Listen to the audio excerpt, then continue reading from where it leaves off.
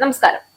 കേരളത്തിന്റെ ആരോഗ്യ മേഖലയെ പിടിച്ചുകുലുക്കാൻ പോകുന്ന ഒരു അന്വേഷണം. പതിറ്റാണ്ടോളം നീണ്ട മെഡിക്കൽ ഉപകരണ വാങ്ങലുകളുടെ കണക്ക് പുസ്തകം ഇനി തുറക്കുകയാണ്. കോടിക്കണക്കിന് രൂപ ചെലവഴിച്ചു വാങ്ങിയ ഉപകരണങ്ങൾ എവിടെ എത്തി? ആശുപത്രികളിൽ സ്ഥാപിക്കാതെയും ഉപയോഗിക്കാതെയും കിടക്കുന്ന യന്ത്രങ്ങളുടെ പിന്നിൽ വെറും ഭരണപരമായ വീഴ്ചയാണോ, അതോ ഗുരുതരമായ ക്രമക്കേടുകളുടെ സൂചനകളും? പിണറായി വിജയൻ സർക്കാരിന്റെ കാലത്ത് ആരോഗ്യവകുപ്പിനെ ചുറ്റിപ്പറ്റി ഉയർന്ന വിവാദങ്ങൾക്കും ആരോപണങ്ങൾക്കും പിന്നാലെ കഴിഞ്ഞ 10 വർഷത്തെ എല്ലാ മെഡിക്കൽ ഉപകരണ വാങ്ങലുകളും വിദഗ്ധ സമിതിയുടെ പരിശോധനയ്ക്ക് വിധേയമാകാൻ പോവുകയാണ്. അന്വേഷണം ഏത് നിഗമനത്തിലെത്തുമെന്നത് കാത്തിരിക്കേണ്ടതാണെങ്കിലും കണ്ടെത്തലുകൾ സംസ്ഥാനത്തെ ആരോഗ്യ മേഖലയിലെ ഭരണ നടപടികളെ കുറിച്ചുള്ള വലിയ ചർച്ചകൾക്ക് വഴിവെക്കുമെന്ന വിലയിരുത്തലാണ് ഉയരുന്നത്. ആരോഗ്യവകുപ്പിൽ കഴിഞ്ഞ 10 വർഷത്തിനിടെ നടന്ന പർച്ചേസുകളെ കുറിച്ച് വിദഗ്ധ സമിതി രൂപവൽക്കരിച്ച് അന്വേഷണം നടത്താൻ ആരോഗ്യവകുപ്പ് മന്ത്രി കെ മുരളീധരന്റെ നിർദ്ദേശം. മുതിർന്ന ഉദ്യോഗസ്ഥരും സാങ്കേതിക വിദഗ്ധരും ഉൾപ്പെടുന്ന അന്വേഷണ സമിതിയെ നിയോഗിച്ച് അന്വേഷണം നടത്തി 2 ആഴ്ചയ്ക്കുള്ളിൽ റിപ്പോർട്ട് സമർപ്പിക്കാൻ ആരോഗ്യവകുപ്പ് പ്രിൻസിപ്പൽ സെക്രട്ടറിക്കാണ് മന്ത്രി നിർദ്ദേശം നൽകിയിരിക്കുന്നത്. ഉത്തരവാദികളെ കൃത്യമായി കണ്ടെത്തി തുടർ നടപടികൾക്കായുള്ള ശുപാർശകൾ അടങ്ങിയ വിശദമായ റിപ്പോർട്ടാണ് സമർപ്പിക്കേണ്ടത്. സംസ്ഥാനത്തെ എല്ലാ സർക്കാർ മെഡിക്കൽ കോളേജുകൾ, സർക്കാർ ആശുപത്രികൾ, ആരോഗ്യവകുപ്പിന് കീഴിലുള്ള മറ്റ് സ്ഥാപനങ്ങൾ എന്നിവിടങ്ങളിൽ അന്വേഷണം വ്യാപിപ്പിക്കണം. കഴിഞ്ഞ 10 വർഷത്തിനിടെ ആരോഗ്യവകുപ്പ് വാങ്ങിയ എല്ലാ മെഡിക്കൽ ഉപകരണങ്ങളുടെയും അനുബന്ധ ഉപകരണങ്ങളുടെയും വാങ്ങൽ, സ്ഥാപിക്കൽ, കമ്മീഷനിംഗ്, ഉപയോഗം, പരിപാലനം, നിലവിലെ അവസ്ഥ എന്നിവ സംബന്ധിച്ച് സമഗ്രമായ അന്വേഷണം നടത്തണം.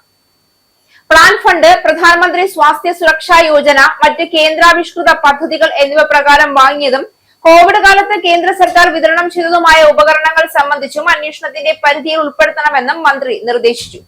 കഴിഞ്ഞ 10 വർഷത്തിനിടെ ആരോഗ്യവകുപ്പിൽ വില കൂടിയ മെഡിക്കൽ ഉപകരണങ്ങൾ വാങ്ങിയതുമായി ബന്ധപ്പെട്ട് നിരവധി പരാതികൾ സർക്കാരിന്റെ ശ്രദ്ധയിൽപ്പെട്ടിട്ടുണ്ട്.